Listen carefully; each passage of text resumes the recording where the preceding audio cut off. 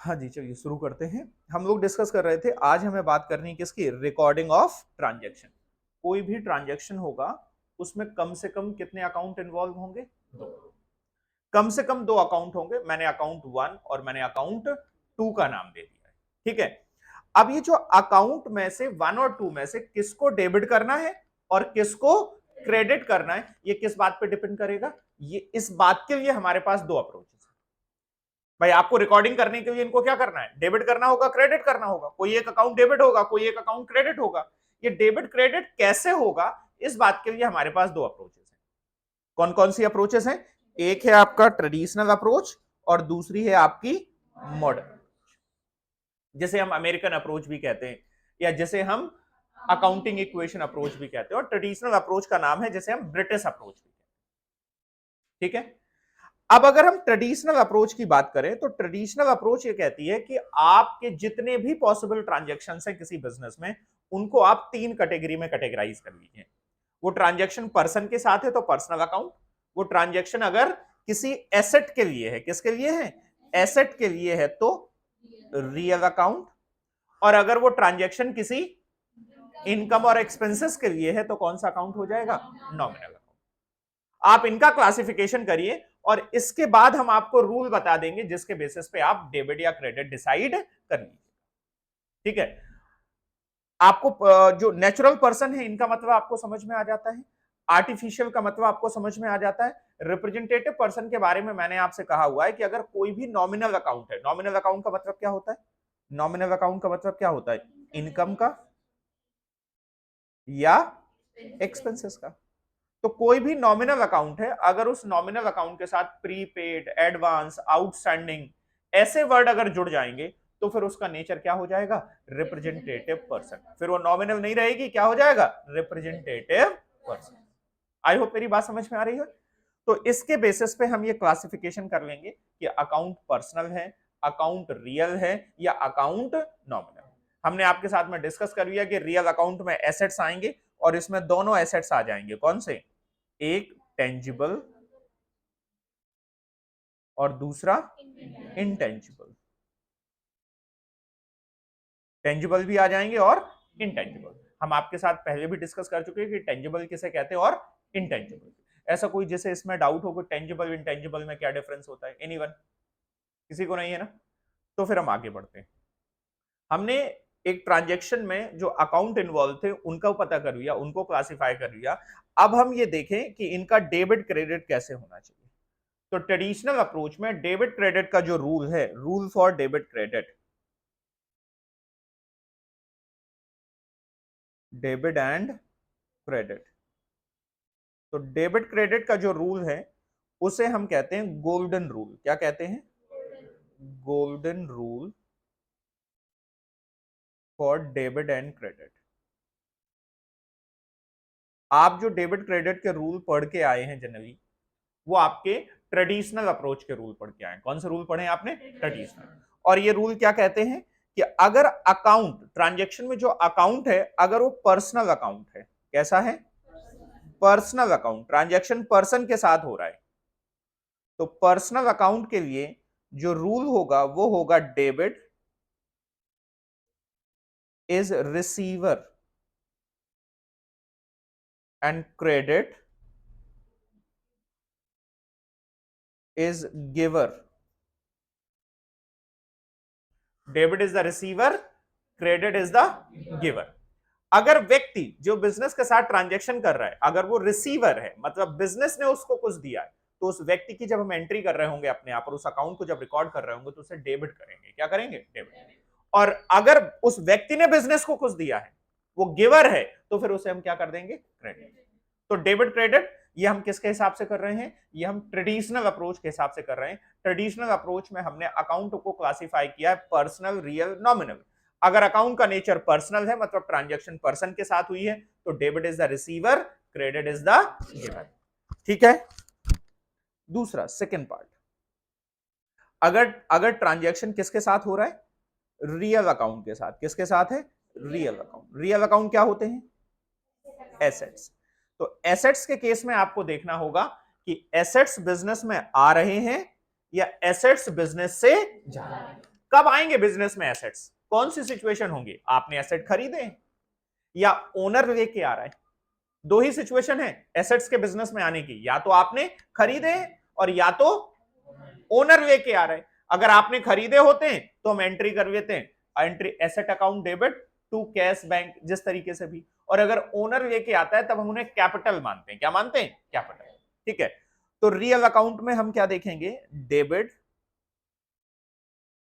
What comes in and credit what goes out. और तीसरा है आपका दैट इज नॉमिनल अकाउंट।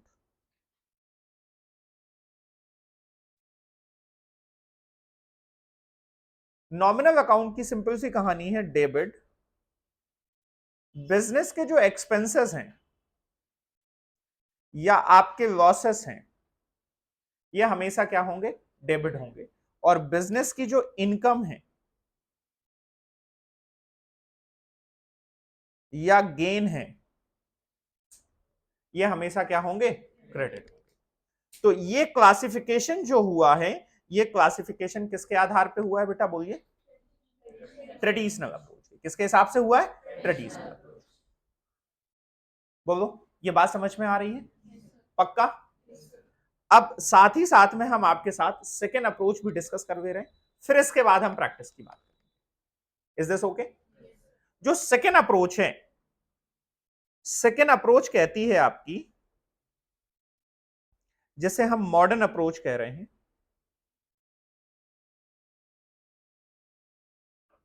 या जिसे हम अमेरिकन अप्रोच कह रहे हैं,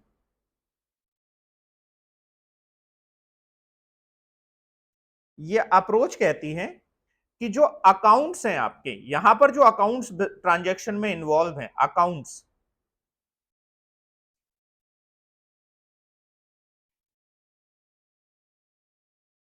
ट्रेडिशनल अप्रोच कहती है कि अकाउंट को क्लासिफाई करिए कैसे? कैसे? पर्सनल, रियल, नॉमिनल में। ये अप्रोच कहती है कि जो अकाउंट्स इन्वॉल्व हो रहे हैं उसको पर्सनल, रियल, नॉमिनल में क्लासिफाई नहीं करिए, उसको आप क्लासिफाई करिए कैपिटल, उसको आप क्लासिफाई करिए लायबिलिटीज, उसको आप क्लासिफाई करिए कैपिटल, लायबिलिटीज, इनकम,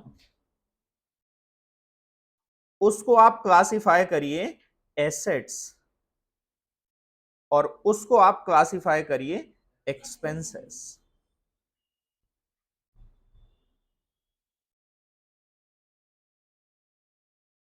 कह रहे हैं बिजनेस में रियल, नॉमिनल, पर्सनल की तरह क्लासिफाई ना करके आप ये देखिए कि कैपिटल क्या है, आप ये देखिए लायबिलिटीज क्या है, आप ये देखिए इनकम है आइटम, एसेट्स है या एक्सपेंसेस है। बिजनेस के जितने भी ट्रांजैक्शन होंगे उनको इन चार कैटेगरी में क्लासिफाई करिए। अब मुझे बताइए कैपिटल किसे कहते हैं? What is capital? ओनर के द्वारा अगर कोई अमाउंट इन्वेस्टेड है या कोई एसेट इन्वेस्टेड है तो उसे हम क्या कहते हैं? कैपिटल। ओनर ने अगर बिजनेस को कुछ दिया हुआ है तो ओनर को हम क्या कहेंगे? कैपिटल। अब उसे हम पर्सनल अकाउंट नहीं कहेंगे, अब हम क्या कहेंगे? कैपिटल। लायबिलिटीज किसे कहते हैं? ऑब्लिगेशन। बिजनेस के जो ऑब्लिगेशन है आउटसाइडर के लिए, किसके लिए? आउटसाइड। इवन तो जब हम फाइनल अकाउंट बनाते हैं तो कैपिटल को भी हम लायबिलिटी की तरफ दिखाते हैं, लायबिलिटी की तरह मानते हैं, बट जनरल सेंस में लायबिलिटी का मतलब होता है आउटसाइडर लायबिलिटी और कैपिटल का मतलब होता है ओनर के फंड का मतलब होता है इक्विटी। इसका मतलब क्या होता है?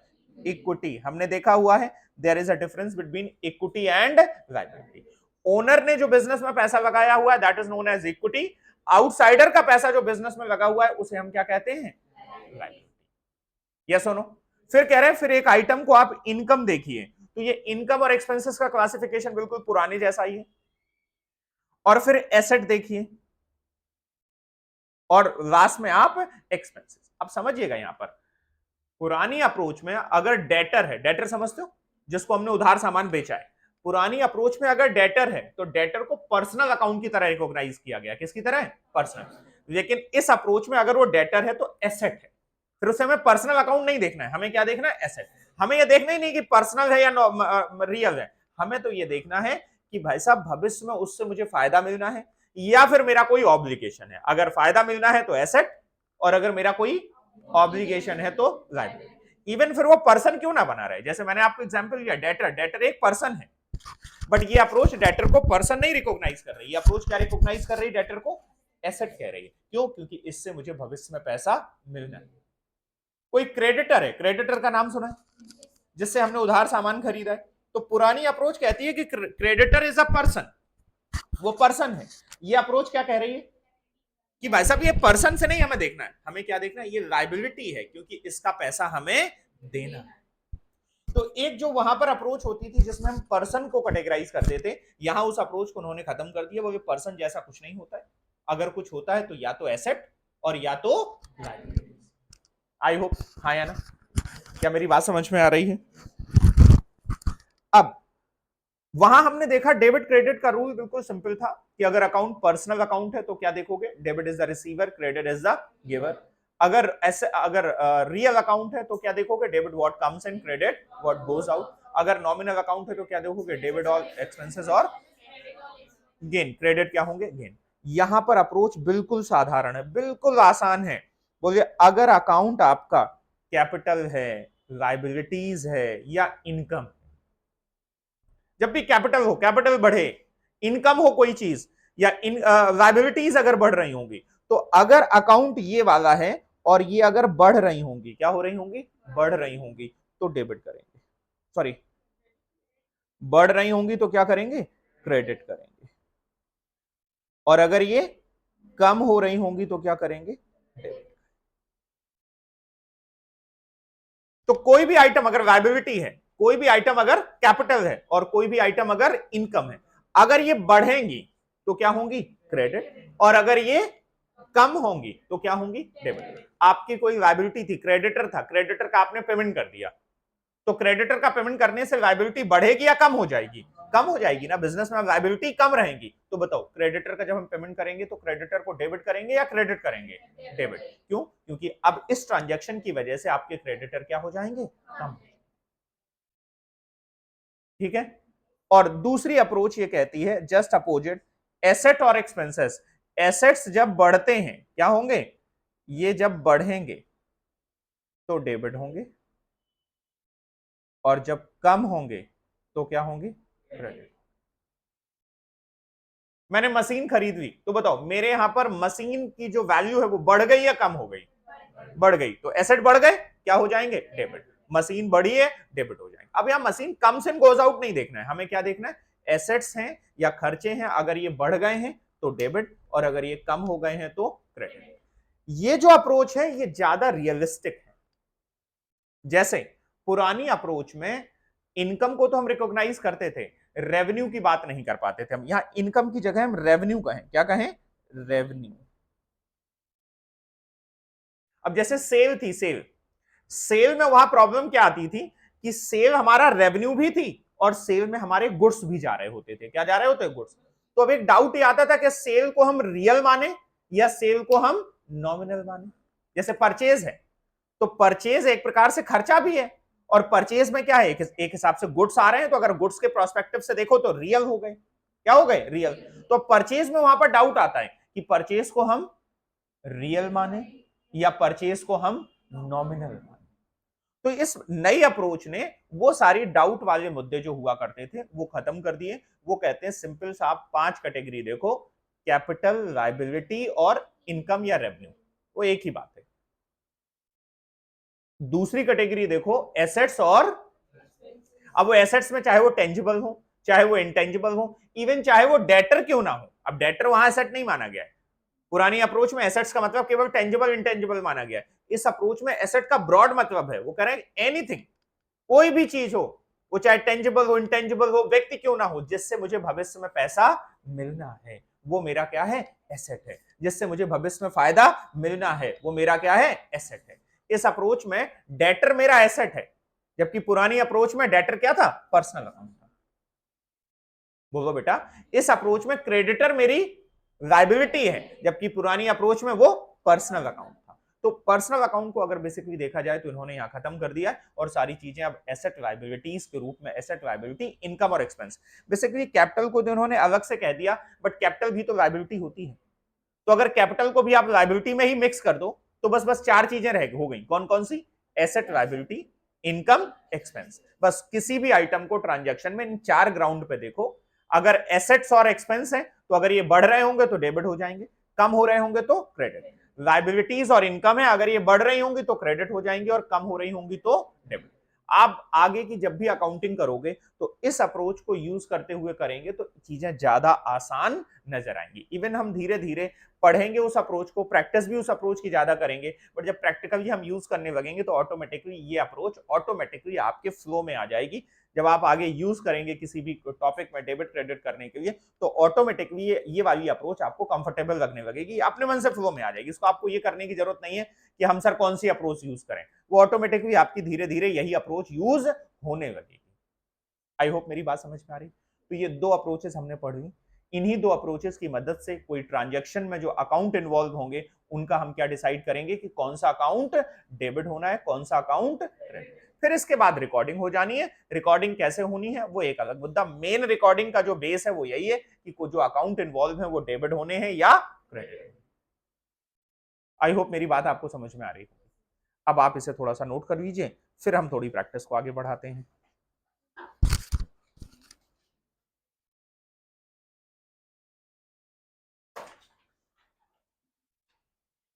थोड़ा फास्ट नोटिंग करिएगा।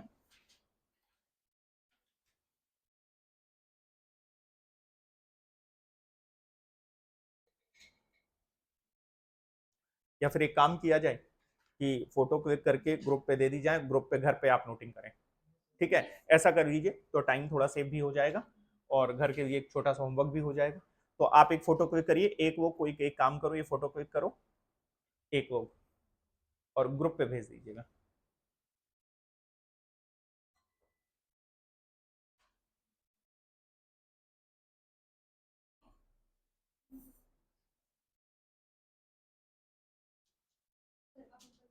जी जी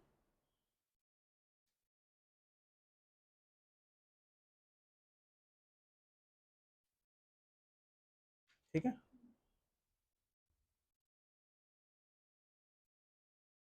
ये हो गया आपका ट्रेडिशनल अप्रोच और अब बात कर लेते हैं हम लोग मॉडर्न अप्रोच।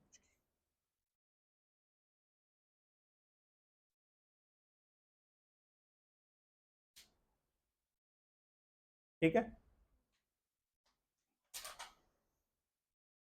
अब आप घर में पढ़िएगा, ये सारी बातें और डिटेल में लिखी हुई हैं। फिर ये एक इलस्ट्रेशन दिया गया है,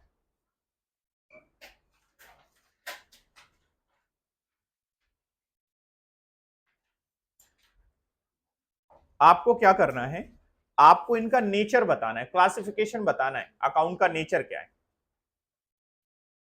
ठीक है? और ट्रेडिशनल अप्रोच से बताना है। किससे बताना है?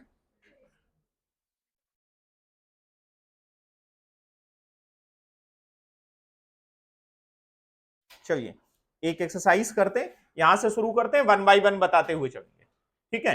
तो बताइए बैंक क्या है, इसका नेचर बैंक का? पर्सनल। बैंक एक पर्सनल है, पर्सनल में भी कैसा? Artificial person. कैसा है? Artificial. Cassette bank, cassette bank, bank में जो पैसा जमा है वो कैश, वो क्या है? रियल। वो क्या है? रियल। एसेट है हमारा, कैश क्या है? रियल है, ठीक है? Provision for bad debt, bad debt का अगर प्रोविजन है बताएं, खर्चा है तो नॉमिनल, ठीक है? Provision for discount on debtor, again खर्चा है, nominal. Provision for discount on creditor, income है। क्रेडिटर से अगर हमें डिस्काउंट मिलेगा तो क्या है? इनकम है।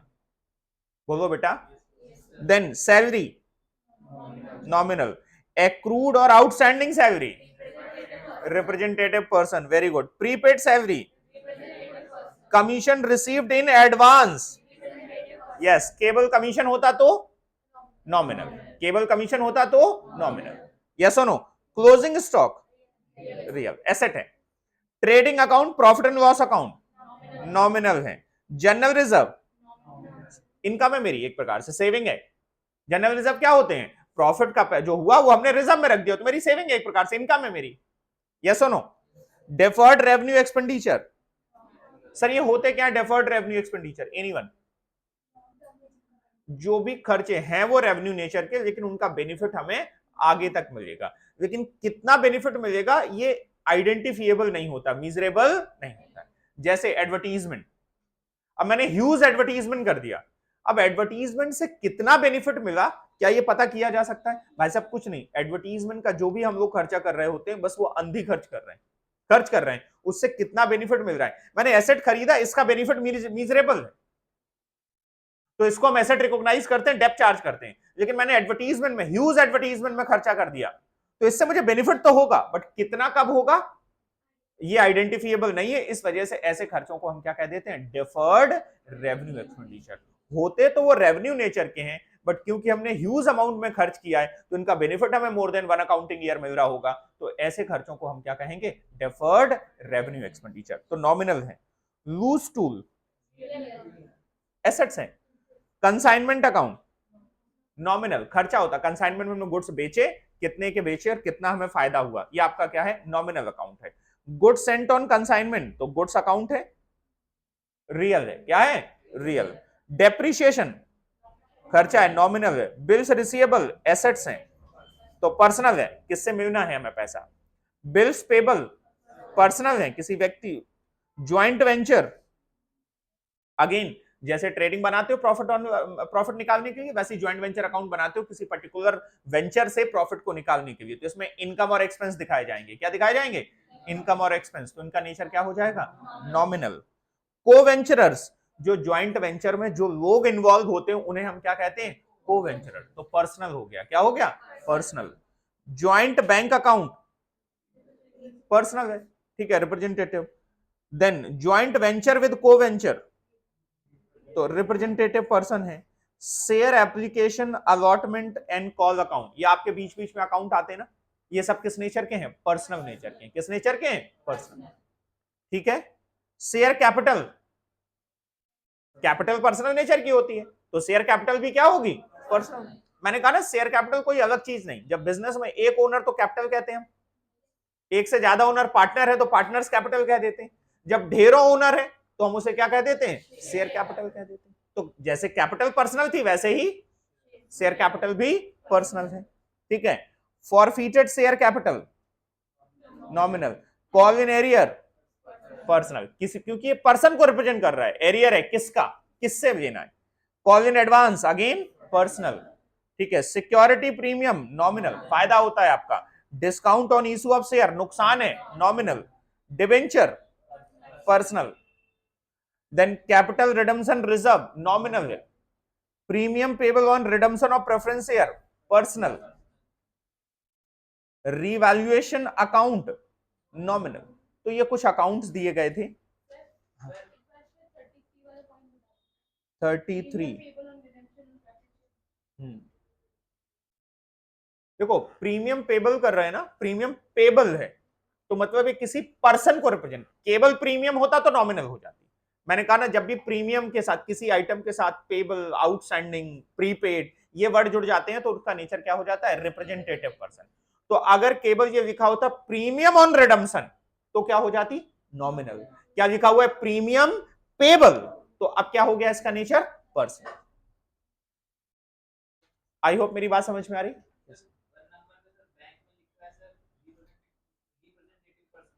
किसमें? फर्स्ट पे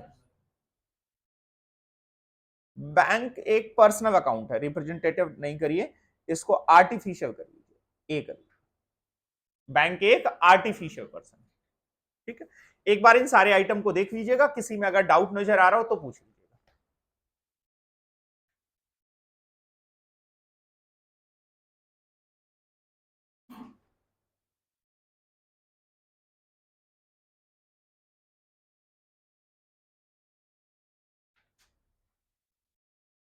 इसमें लिखा हुआ है accounting equation approach, English approach नहीं, इसे अमेरिकन अप्रोच कहते हैं। क्या कहते हैं? American approach. इंग्लिश कट कर लीजिएगा, अमेरिकन अप्रोच। देखिए आप जो मैंने बताया है, क्या वही डायग्राम बना हुआ है? ठीक है, फॉरफिटेड शेयर, जो पैसा फॉरफिट कर लेते हो ना, वो हमारी एक प्रकार से इनकम हो जाती। क्या हो जाती? इनकम। उस पर फिर किसी शेयर होल्डर का राइट नहीं होता है, वो कंपनी की इनकम है। तो इनकम है तो नॉमिनल।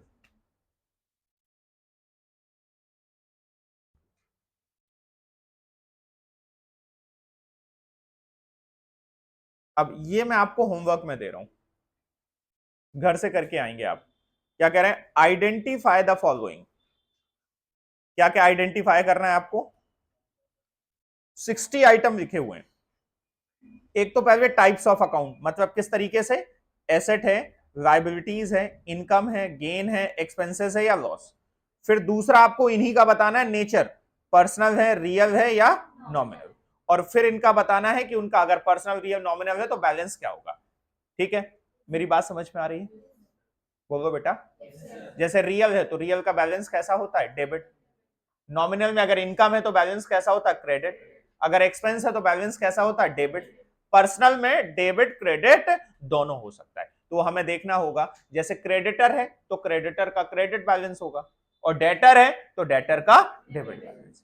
तो पर्सनल में डेबिट क्रेडिट दोनों बैलेंस हो सकते हैं, रियल में हमेशा डेबिट बैलेंस होगा, और नॉमिनल में अगर इनकम है तो क्रेडिट बैलेंस, और अगर एक्सपेंसेस हैं तो डेबिट बैलेंस। इतनी बात समझ में आ रही? तो ये कैसे करके आओगे? आप एक काम करोगे, आप टेबल बनाओगे, आइटम, पहले लिखोगे आप सीरियल नंबर, आइटम्स, फिर आप लिखोगे टाइप्स ऑफ अकाउंट, फिर आप लिखोगे नेचर ऑफ अकाउंट, और फिर लिखोगे आप डेबिट या क्रेडिट। तो पहला आइटम क्या है? ट्रेडमार्क। तो टाइप्स क्या हो गया? एसेट्स। नेचर क्या हो गया? रियल। और इनका डेबिट या क्रेडिट? डेबिट। कैसा बैलेंस होगा? डेबिट। आप चाहे तो नोट कर लें, एसेट्स पे, एसेट्स के बैलेंस डेबिट होते हैं,